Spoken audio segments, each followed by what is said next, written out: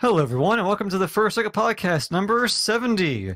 This is Lars, your casual Mechwarrior speaking, along today with Biter, Blarg. Ian, Hello, everyone. and Old Bob 10025. Poop bags. All right, so for today's podcast, we'll be having a few topics. A few of them will be including the MARAUDER IIPre-order and some extra clarification because we had some confusion last time, possibly. The current event list in-game, the Invasion Mech sale, a quick recap of the patch notes, a quick discussion of a new Mechwarrior Online Wiki, and then if we have time, we'll just be BSing about some random mech stuff. Coming up next.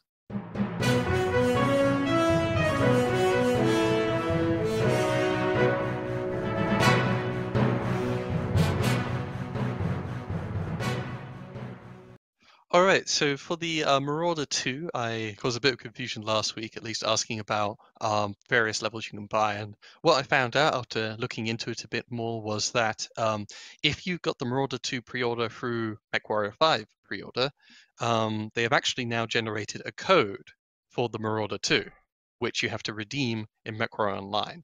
And if you want the pre-order bonuses, you have to pre-order, put that code in and get your pre-order in before the end of February, like the 28th of February.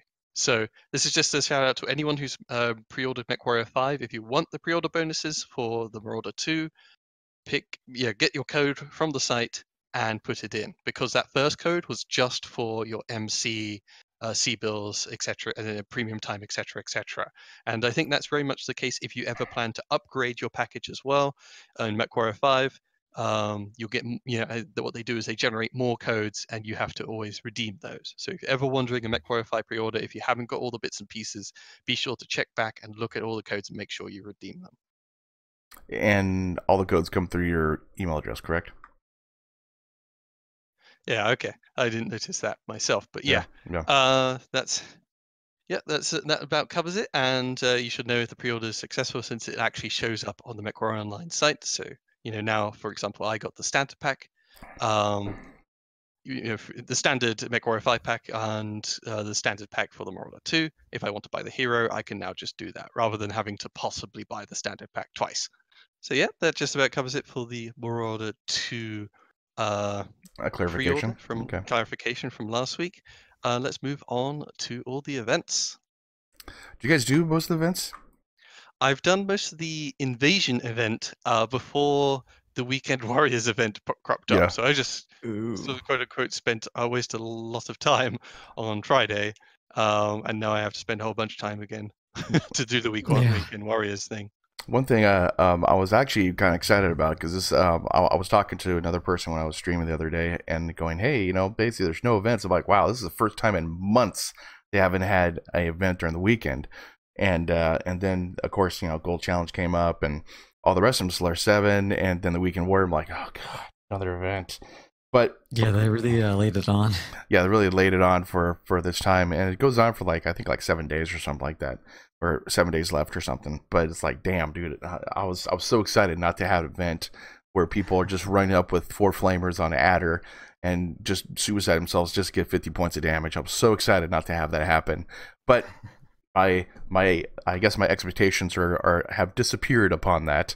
And yes, I did see an Adder with I think 4 or 5 flamers run up in the middle of our group and start flaming everybody, trying to get to 50 points of damage. I was like, really? No, please, God, no, please. Yeah, should we go through them one by one? Yeah, so let's cover that Invasion Mech challenge first, which requires you to, I think, get a certain number of kills or KMDDs with a whole bunch of Invasion Mechs, as well as a win and a small amount of damage with certain weapon systems. So some of these were just like medium lasers, medium pulse lasers, LRM-15, LRM-20, LB5, and oddly for the Adder, it said for you to get 25 flamer damage. Okay, 25, sorry, yeah. Yeah, which requires about, if you've got 4 flamers, which is before you get Ghost Heat, if you've got 4 flamers on a mech, it's about 60 seconds or more of just constantly flaming someone's face to get that amount of damage. To put it in perspective, otherwise I played my Nova with 4 flamers, and within 3 games, I generated 12 points of flamer damage.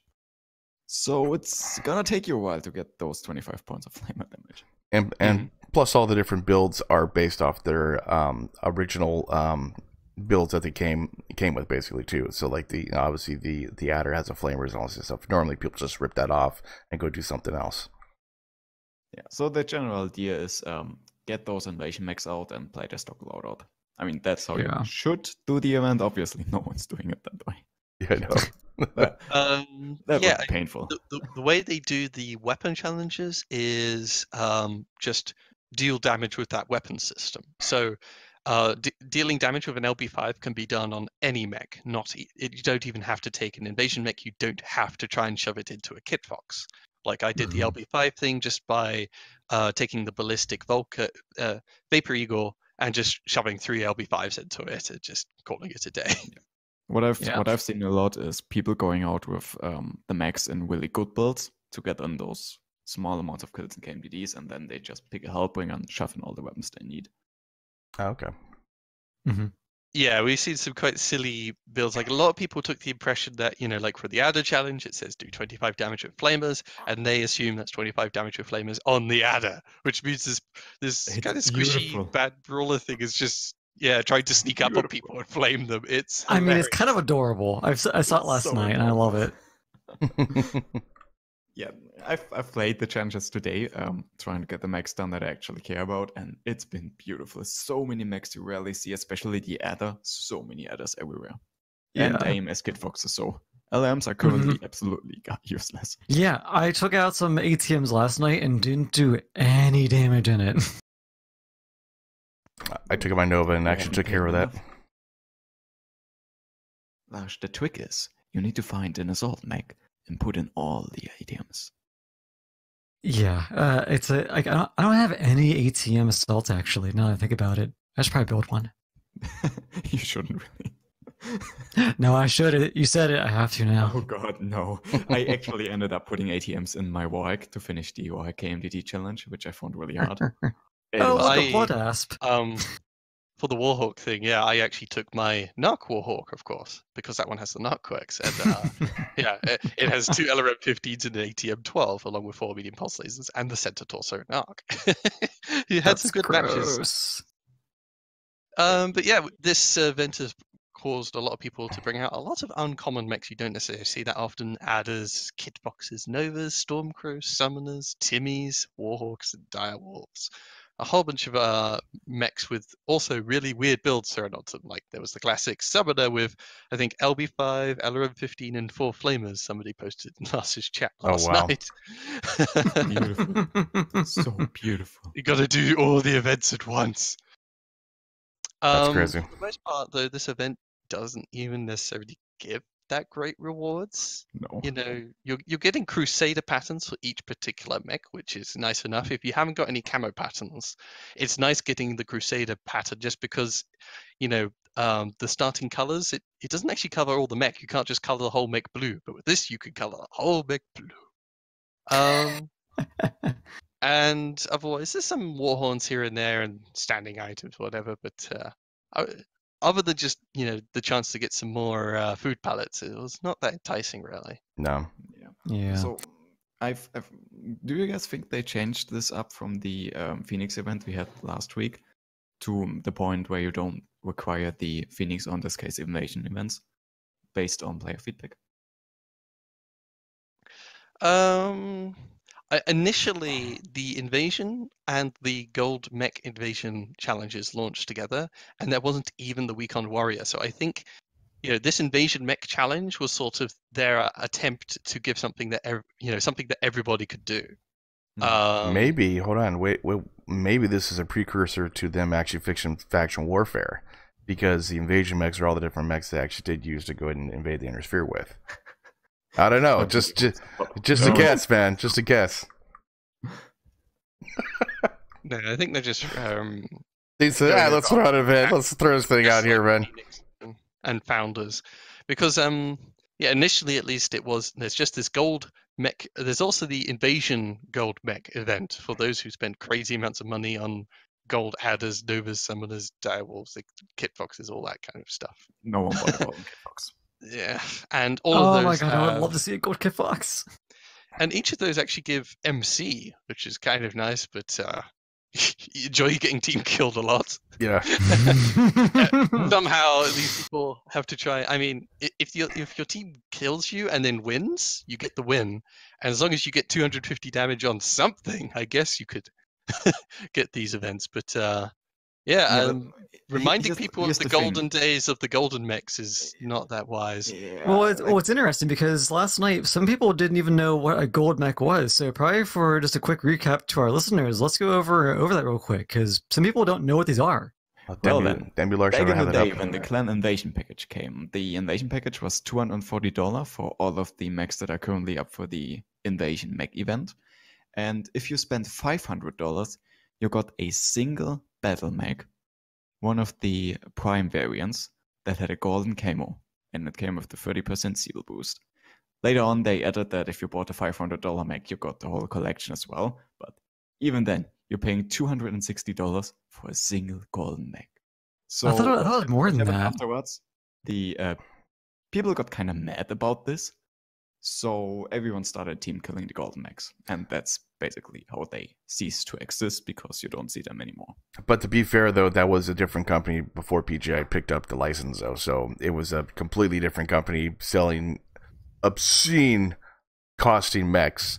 And then PGI picked up and switched everything over.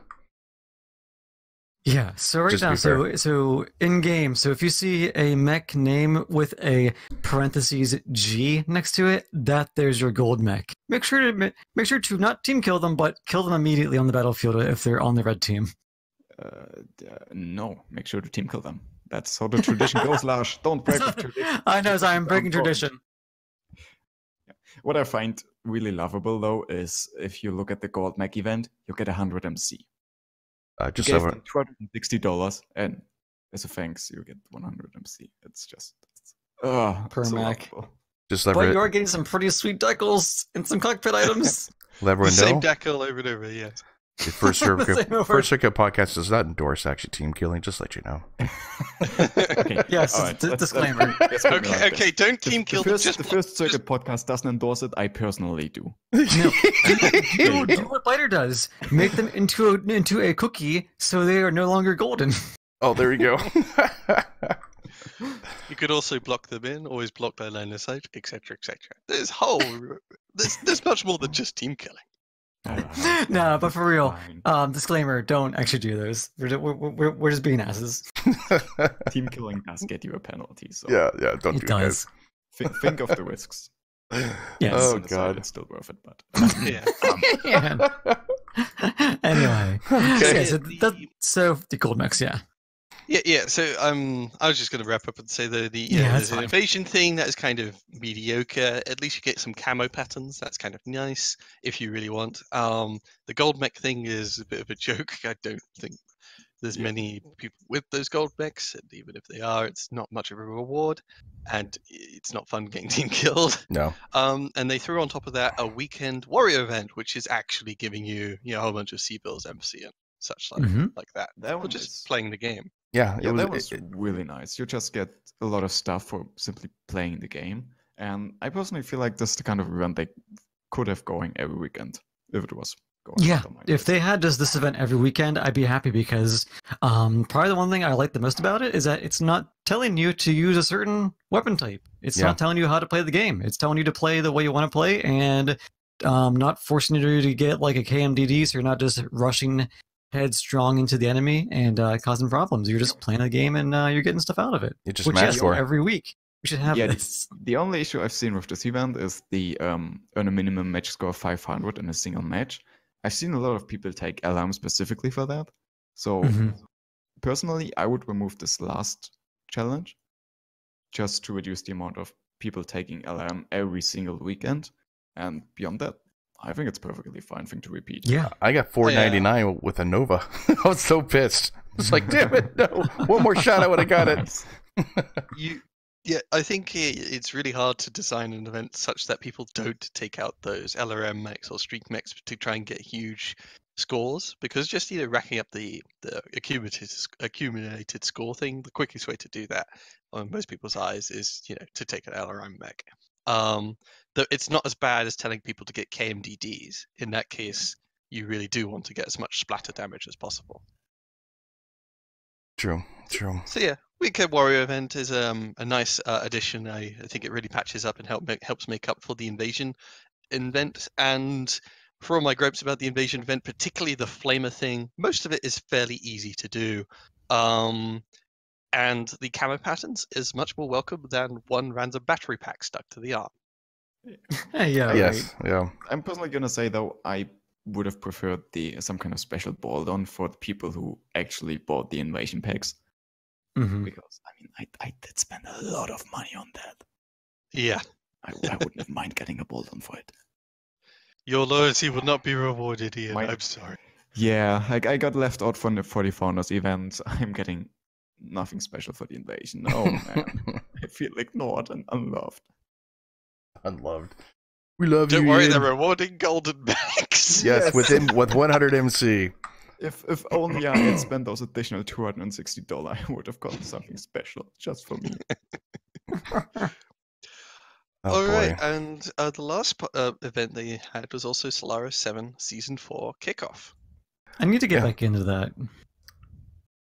Yes, at least I'd say this is giving plenty of C-bills and in particular MC. There's a fair amount of MC to be racked up by just getting, like what? How many wins in total? Like it's one in every division.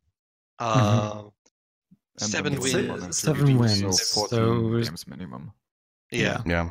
And a few of them do need for the full month. 2v2. Yeah, you have to actually find people playing in each division, play against them, and actually win, and also do it in 2v2. Yes. So basically, if you've got 3 friends, Yeah. Just jump in. Yeah, just get it done real quick. Just okay. You win this time. I win that. I win the next time. You win that time. I win the next time. Drop it. Yeah, basically sneak drop it. Just a quick disclaimer though, if anyone from PGI is listening, we do not endorse this. Yes, First because Circle this would be Podcast does not endorse This this. would be exploiting the game, and we do not endorse exploits. But that's But we do. But we see do the wish reality of that it, though. Solaris, yeah. We do wish this game mode had more people in it, because I do enjoy Solaris 7. Yeah. I honestly haven't clicked over to see the player base, how many are actually over there playing, because the MC Let's take a world is look. interesting enough, and some people do actually arrange for times for a lot of people to turn on turn up to Solaris and play it. And so if you can find those kind of groups, it's could be a lot much more worthwhile. Only thing is, of course, it all rests on your shoulders because they're only rewarding, well, mostly just rewarding victories. There's only a couple that say just play a match. Most of them are win matches. Yeah. So you actually have to have mechs that are good and going to win in every division, for example, to get the big prizes. I am checking right now in Solaris. Right now, I'm in the North American region. Currently, Saturday afternoon at 12:30 p.m. The max people in queue for one division might be Division 7 with 4 people. Everything else is like 1 or 0. Wow. I mean, 4 people is a whole lot for Solaris. Yeah, I guess so. Still, man. I like Division 7 though. That's where I played most of my time at the Spider Hero. I think that's why people go to 7, because 7 has those wonky mechs that I think that people don't use it often. And yeah, because 7 has the most people waiting in queue. Yeah, For 4 it's people. sort of, it's just the higher the division, the more excellent a mech can get at 1v1s, and it's just sort of like, oh, well done, you got, a really specialized mech, and you specialized focus down my leg, whereas in Division 7, it's kind of more of a slappy fight. All I think is just like... Yeah. Yeah. That's kind of what's happening. I need to go ahead and make like a GIF or like a GIF file of just mechs just smacking each other with just the whole like... Well, don't they have the one that they have one? Format at that pronunciation. They got the Marauder hitting the Stinger mech, I guess, or the Veritech mech, like that GIF. Oh yeah. Oh god. All right. Okay. And to wrap up events, there's also, well, that's about it for events, but there's also, as always, a sale, Invasion Mech sale. Yay. Yep, sale time. 45% off all the Invasion variants. That's Oh, about it. And bolt-ons. Really? It really works. Yeah, if you go to the actual store page in the actual game, if you scroll all the way to the end, you're getting the jet engine bolt-ons are now half off. Oh, stop. Okay. Yeah. Okay. The jet engine? Oh my god, I actually need to buy some of them. I think I know a few people in the Discord that got shares too as well. For which mechs are those jump jets? Is that all mechs or just the Invasion mechs? I don't know actually. That's a good question. I actually didn't look at that. Unfortunately, though, Well, look at look at an Innisphere mech, see if its jump jets are for sale, and then look at an Invasion mech. I have a feeling it's likely to be Invasion mechs only. That's my Probably. guess. Let's have a look. unfortunately though, like for my alt account, which is only Innisphere Mechs, I was kind of upset about the events and the sale. I was like, damn it, I can't buy anything. They need some mechs. I need some more. I need more mechs, man. Well, I'm seeing, So- I'm seeing Mhm. the jump jet engines are on sale for even like the Hellspawn. So yeah, I Okay. think it's just across Good. the board. Nice. All right, so real quick, so we're not going over the whole entire sale.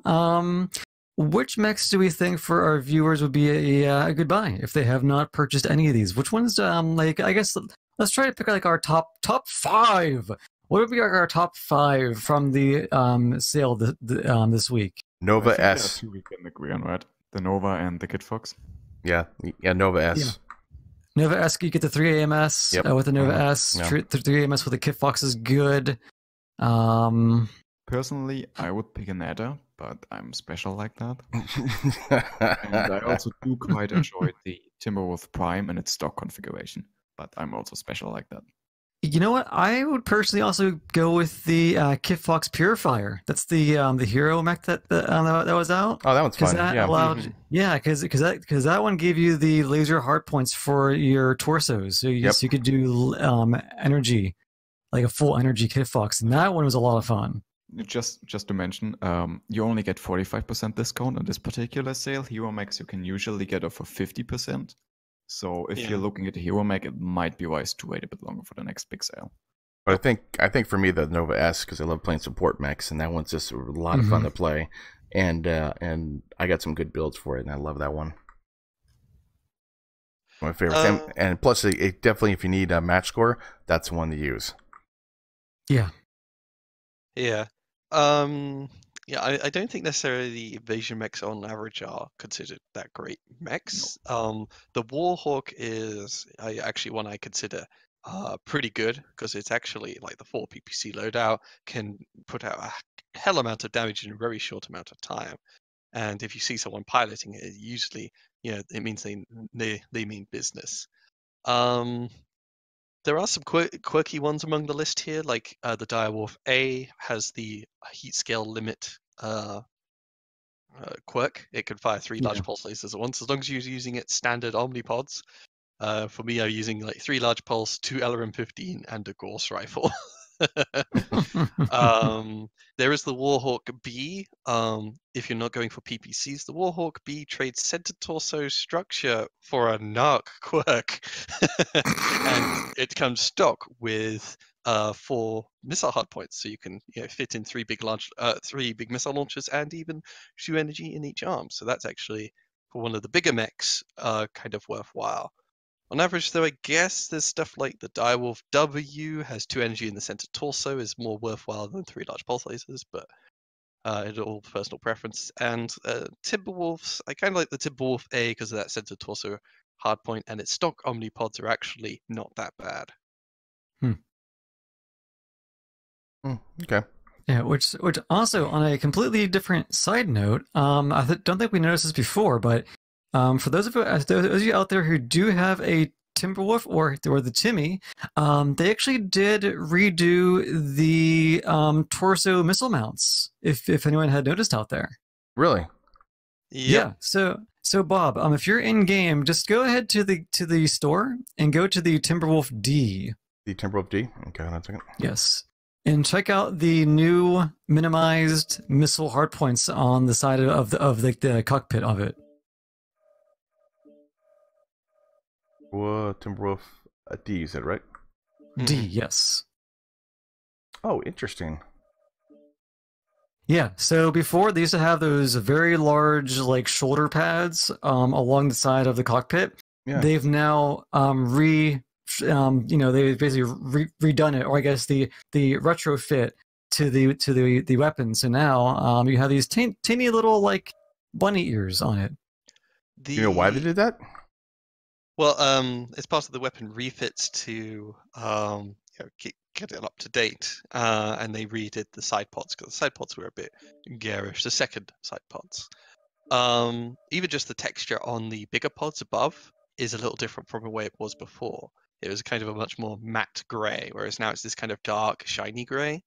Mm-hmm. Whilst those little side pods are smaller and they look nicer, they didn't actually, they're overshadowed by the huge pods and shoulders of the Timmy already, and those are still just as big as before. And in fact, as I sort of complained about in last year's chat room, before what you could do was sort of take a small launcher and then a big launcher, and you'd shove the big launcher onto those side pods. Well, now it always puts the big launcher up top on the big shoulder pads, making it have the giant bunny ears. So the one missile Timmy build I had on the mech suddenly had a much larger torso profile, and there was no way in build I could actually change the order and make it not have huge bunny ears with its ATM-9s. So the side little pods are nice. I do like the look of them, but its big giant ears are still a problem, and in fact they're technically worse than they were before in certain configurations, or at least an exploit was covered up with this weapon refit. Okay, well, that's interesting. Yeah, I never did notice that actually. To tell you the truth, I normally don't even bring out the Timberwolf like anyways. I rarely use that. Well, I mean, it's a clan mech, you're mostly inner sphere, so. But yeah, but I thought that was a nice little extra detail that they did. Don't think it was really. I mean, they did announce it in the term of refits or retrofits, but a lot of people didn't really know what they meant by that, and ever so slowly, people were finding these things out, and they're posting them on Twitter and Reddit. Well, to explain a little with the clan mechs, whenever you're doing retrofit, it's because the original models don't have, missile pods for 3, for 9, for 12. So ATMs were always shown with the wrong number of missiles. Like the ATM-3, they used the SRM-4 pod. Also, a very minor difference is all the different machine guns, LMGs, HMGs, and regular machine guns, they have different barrels. And the clans use the same barrels for all the machine guns before weapon refits. So yeah, now Timberwolves, along with Warhawk and a few other mechs, have the right number of missiles when using ATMs, and their machine guns have the right barrels. But yeah, because they're redoing it, it does mean they're doing it to their more modern standards. And sometimes some things, like my little exploit, get crunched into the floor, and suddenly my Timmy has these giant bunny ears, and oh god, I found one build, I was happy with this darn thing, and now I have to strip it down and try and find something else. All right, so yeah, so I think that's kind of pretty much it for the sale. So I think pretty much like we said, like Nova, Kit Foxes are good. The one Warhawk I didn't know the one had a narc quirk until today, which I find interesting. So PPC Warhawk on average is a lot more usable and more people's style. It's just if you want a quirky mech, the narc Warhawk is something most people are not used to. Yeah, I mean, I wouldn't be used to that at all either. But yeah, and then I think we, as we mentioned, for the hero mechs, they're on sale, but typically if you do wait a little bit, those are half off on other sales. But if you have that trigger finger and you've been really wanting one of those hero mechs, it's still not a bad deal. Personally, I would still go with the Kit Fox Purifier myself. But yes, if you want to go ahead and wait, there's still time to wait for other sales as well, probably. Yeah, I quite like the summoner hero, the Pride. That one set of 8 quirks have a good heat gen and range and cooldown, so you can mount 2 PPCs just like other regular Warhawk, the meta Warhawk. And even though one is stuck in the armor is kind of low, the cooldown does make up for it. It's pretty. to do my thing for the summoner, I took that one out, dusted it off, and we jumped in Terra Therma. I pulled 1.2k in that mech. And I did the required PPC damage for the Warhawk. Nice. Just barely. All right. Word. Yes.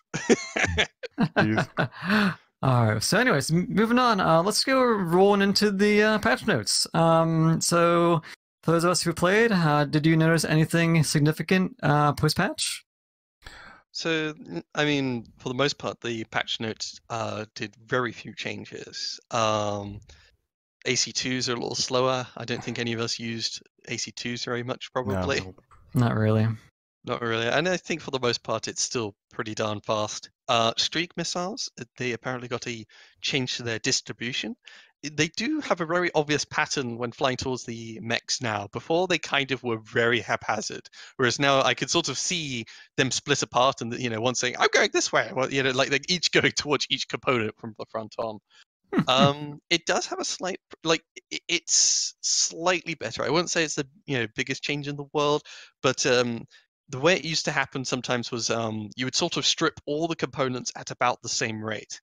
The way it goes now, though, you're actually starting to almost destroy like the side torsos before you even have stripped the arms. So it is a subtle but in some ways sometimes quite potent buff to streaks, or at least it makes them slightly more potent.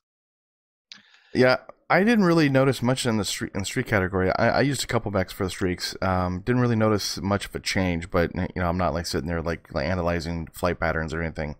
But as far as weapon systems, not much. The Hunchback 4P, I did notice Bryos was using it pretty well. I mean, I'm gonna purchase one just because Bryos was doing an awesome job with that. With the Hunchback 4P. As far as the other mechs, I didn't really notice like anything, but I was kind of hoping the streaks would be a little bit better. But obviously, I don't know. Who knows? I don't know. Yeah.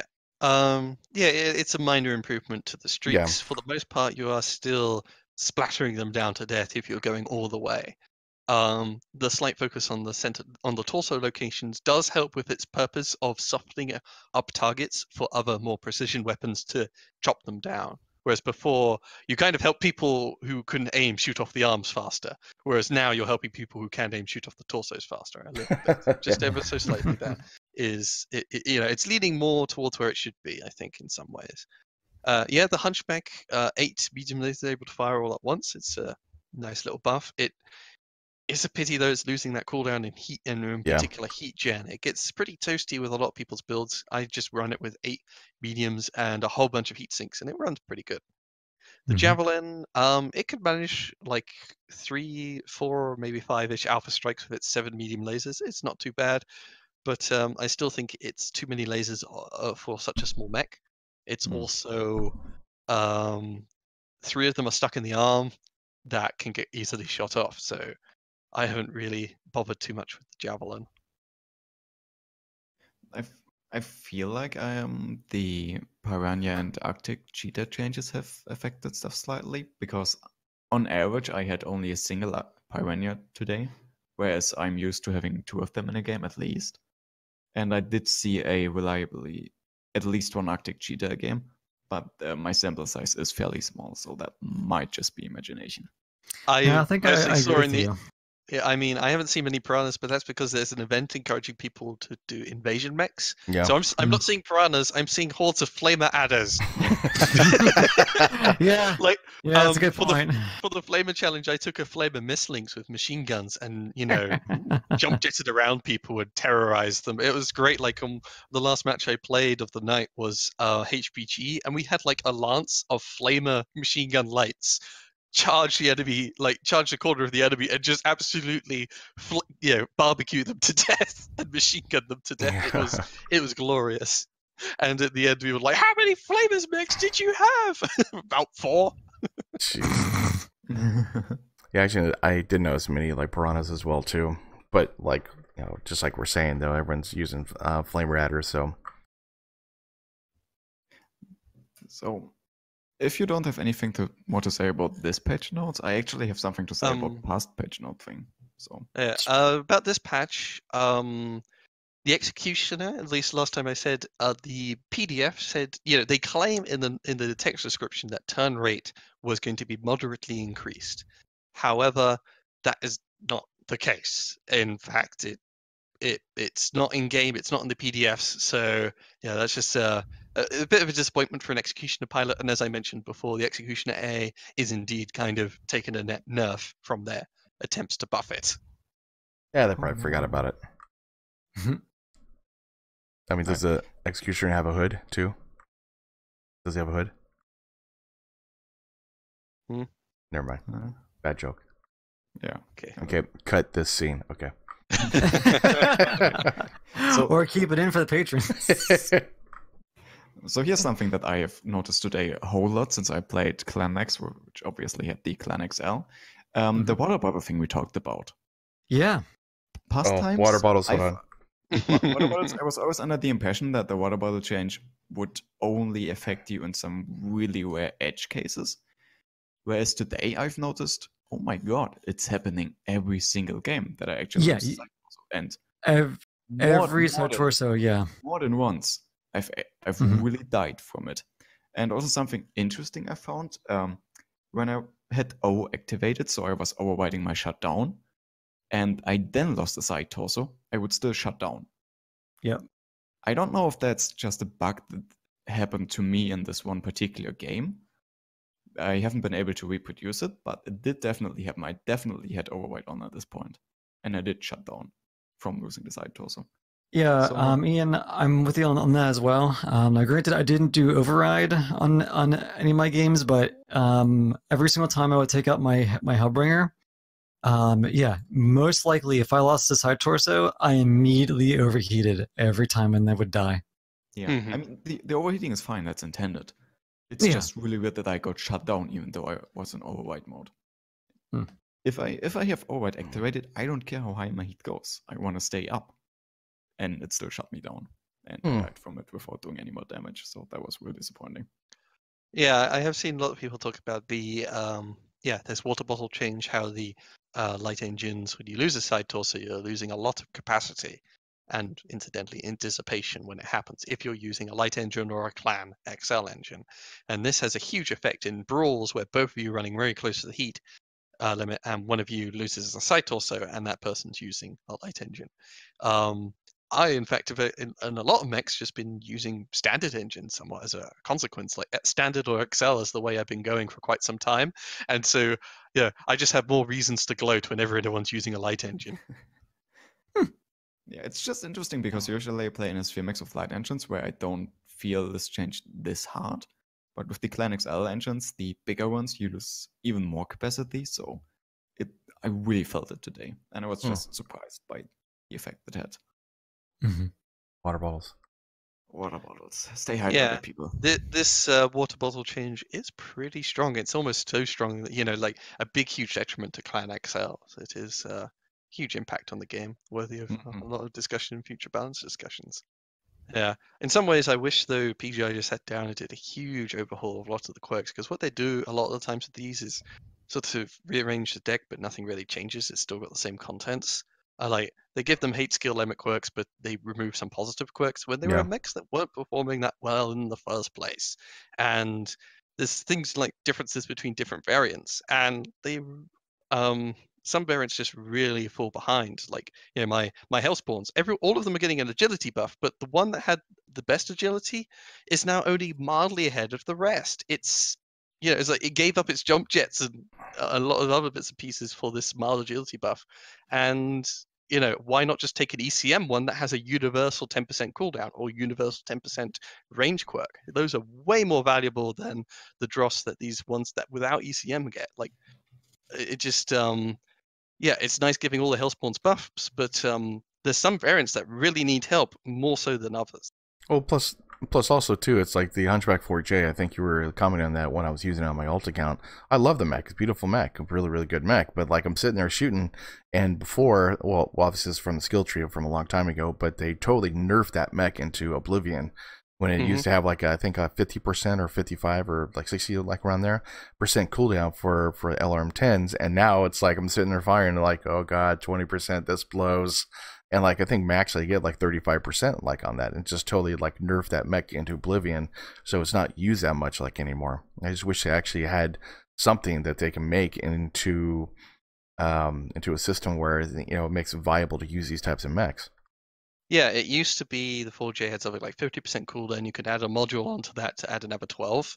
And then, because of the skill tree, PGI said, oh no, our cooldown skill nodes can add 15%, which is a little more than the module. This is radically changing the cooldown of mechs. Exactly. Like, people could go like 60% on this thing. Well, yeah, it used to before. I'm going to take it down to 20% cooldown. You took a 50% quirk to a 20%. Like, that's 40% of what had before. Like, it's huge nerf. Like, before the 4J, it only had 2 LRM-10s, but they fired very, very quickly. Like, it needed a whole bunch of heat sinks just to keep itself cool because it was firing so fast. Now, I mean, my 4J currently runs NARC and MRM-40 because in the weapon refits, they kind of derped, and the MRM-40 is represented by an SRM-2. So, yeah, it's just a better mech on average, at least some ways, because the MRM-40 and NARC is more valuable than 2 LRM-10 with a terrible cooldown quirk, or at least not something sufficient in this day and age. And that's the same thing I said with the Vindicator. It just keeps receiving nerf after nerf after nerf. And it's like, why? I was the only one who used it, and it was only half decent back then. Yeah, who knows? Who knows? Like BJ's doing their weird things, I guess. So, what is next? Do we have the wiki? MWO Wiki, yes. All right, so that's probably my thing, I guess. Yeah, Go for it. A couple days ago, I was talking to Lemming and some other people about getting good in Mechwarrior Online, or at least getting started. And I remember that Mechwarrior Online at some point had a small page which was basically about this game, about this universe, where they had some basic descriptions, and I tried to find it. What I stumbled upon is the fact that Mechwarrior Online now has a wiki, giving you a bunch of basic information. For example, the MWO user guide, the interface, new player guide, some terms. They've got an overview over the different mechs and what they're supposed to do, the weapons, the walls you can play in a mech. And while it isn't really complete, this Mechwarrior Online wiki is a really helpful source for people to get started, only that we've never heard about it. Yeah. As far as I can tell, they've never actually put a post out to advertise this. And there definitely isn't any link in-game. For example, if you play the Mechwarrior Academy, you could have a pop-up saying, like, here, if you want to know more, go to our homepage. We've got a whole wiki explaining all of the basic things. But sadly, they're not doing any of things, so basically we have a wiki with a whole bunch of actually really useful information that no one knows about. Do they have the term for NASCAR? No. No? Okay. Oh, it's not there. Now, actually, like, looking through it, it's nice. Basically, like, some of the things like, oh, okay, that's how that works. Or, do you guys know, like, if it's updated, though, as far as, like, like, for, every time you do changes? It looks like, I don't know, but they are adding new images. Like, for example, like, I don't know how, I'm just going over right now, but there's a new player guide, and they have the Hatamoto Chi at the very top of their new player guide.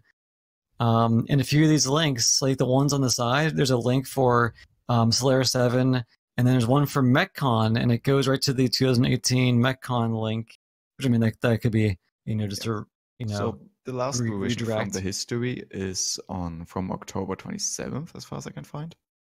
Yeah, they about I'm seeing the latest is October 31st that they're actually working on this. Because to give some more context to this, I think this is on MWO Mercs. Like, this is actually PGI's website. It's what they say at the top. It's the official Mechwarrior Online wiki. There is an older wiki on Gamepedia. I think it's related a little bit to No Guts, No Galaxy, but that thing has been around for years and is quite outdated. Yeah. Yes. It very much looks like MWO when it came out in its day, whereas this official wiki is much more up to the times. It looks much more a lot nicer. Actually, they got the Warhammer 2C on the clan one, so I guess they are updating this just a little bit. So Whilst this wiki does certainly, it has a great appearance, I don't think there's many people actually necessarily working on it, and the level of detail it's got currently is basic. Like, the thing is, there's a lot of mechanics to this game, and at least when you have a wiki, it's always good to be able to have all the actual details laid out. So, they're talking about information warfare. It basically describes ECM, but it doesn't talk about things like it quartering your detection range or your range being down by a quarter when you turn on stealth, this, that, and the other. Like, it's only brief text descriptions. It doesn't give you actual numbers. Something that even the mildly, I think, what's it, Smurfy? Smurfy does a lot better job with actually listing things like hard points the mech has, quirks mech has, what the actual stats for all the weapons are, ghost heat limits. There's a lot of data that you can put into a wiki that this thing is lacking. So yeah, it's sort of almost, this is equivalent to a very nicely produced manual that you put into a box set. It doesn't actually give you the tonnage of an AC5, or at least I don't see it just here. Yeah, it does under weapon systems, I believe. Here, weapon systems, but you see weapons systems. Here, they actually have some tables. Good. But that's my thing, at least. You want hyperlinks within weapons so that someone can click on a weapon, and it'll actually go straight to it. As it is right now, they're completely separated. There's no categories, this, that, and the other. So at least my complaint would just be it's fairly bare bones. If you go, what is like mech? You click like mechs. There's a whole list of pictures and variants and, all the different mechs. But, if you click on, if I try and see any of the variants of Locust, at least here, I click on the picture of the mech and it just goes to the picture of Locust. Right. Yeah, but what I do think the wiki does really well is do an introduction to the game universe. So if you know any new player who wants some basic information, you can totally send them here. For example, on what is a mech. You've got an overview of the weight classes with pictures. You've got a list of all the possible equipment stuffs, the special mech types.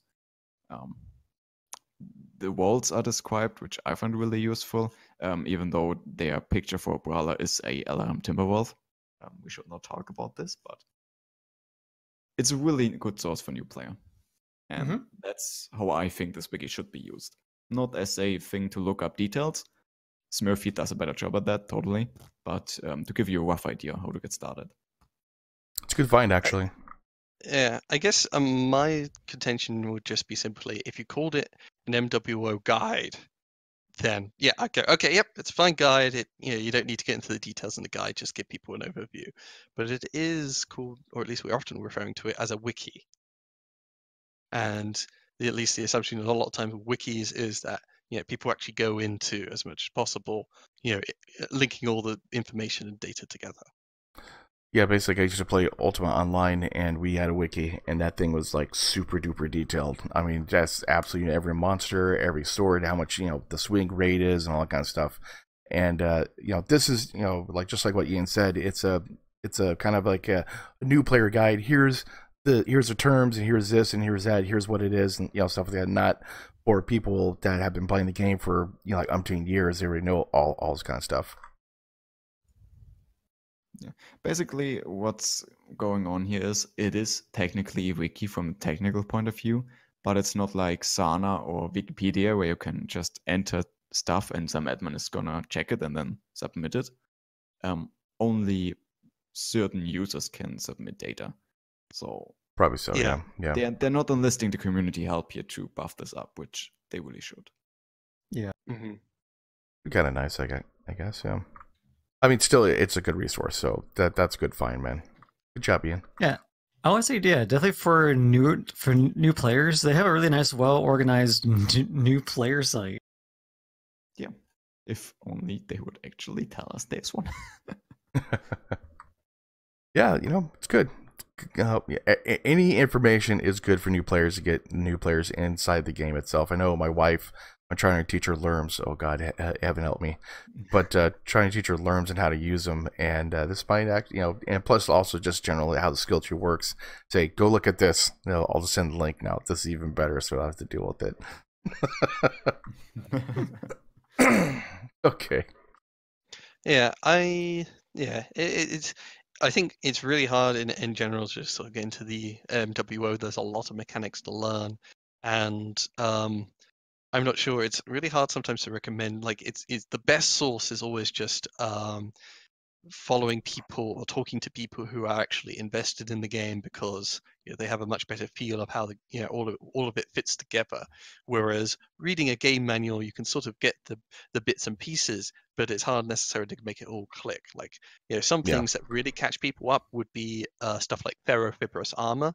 It says in the tooltips and even on this wiki, provides 12% more armor per ton, but a lot of people might take that as is often taken as 12% better protection, like 12% damage reduction. That's not what it's doing. It's actually just it's the same point, same number of HP. It's just you're paying less weight for it.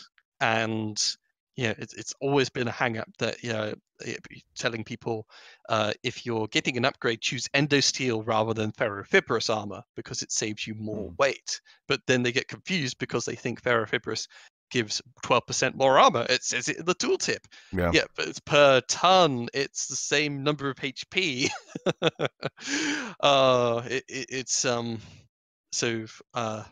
It's nice. I'm just personally wouldn't necessarily use it myself. Granted. I guess you could make the general recommendation for new people. Go ahead and use this. If you're willing to search for detailed information, go ahead, use Google or the just standard forum. And if you want all the information, detailed information, and a perfect wiki, go ahead and ask Spider. Yes, that's Spider. Spider will definitely tell you. Yeah. It's just some things like, even with the old Gamepedia, there's just times I want to understand what a targeting computer does. Like, it's really badly explained in game. And that's what I do. I search online the name of the equipment. But this thing doesn't have an individual page on targeting computers. It has it as a very short little thing. And in it, it just says, it increases your sensor range, it increases your laser range. And it's like, well, yeah, but there's also this whole crit chance increasing stuff going on, I think. and what it's used for, what it's not, and all that kind of stuff. And velocity increases, increases velocity of PPCs and whatnot. They don't actually list all that stuff. And I think they do a good job with Beagle Pro, but it doesn't have its own page. And sometimes it's just, it feels a lot more reassuring to actually just get its own page rather than looking all the way through information warfare. Yeah. Yeah, so I think that kind of wraps things up, guys. Wiki is good. We just need to maybe get some updates. But anyway, guys, I think we're going to be ending it for today's podcast. Again, this is podcast number 70. Again, with Biter. Blarg. Ian. Bye-bye. And Old Bob 10025. Blarg.